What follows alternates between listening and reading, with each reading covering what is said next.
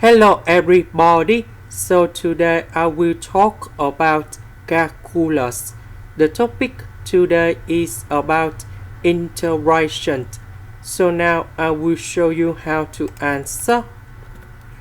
We need to use about integration by substitution. So I will put about u equals to tanhx. Later that we do first derivative for the both sides, and we have secant of s squared dx. So this one we change by u,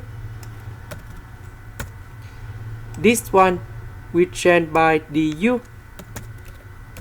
The integration of this one we have e to the power of u, and I will put about c. About u, that is about tanhx. And this is the final answer. Question number 2.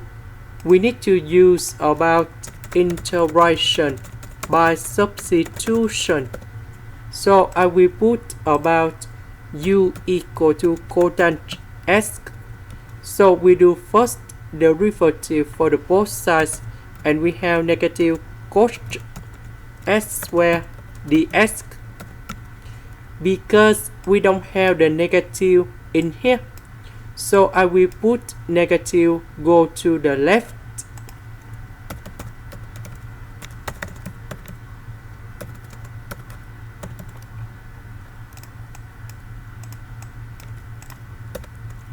This one we change by u,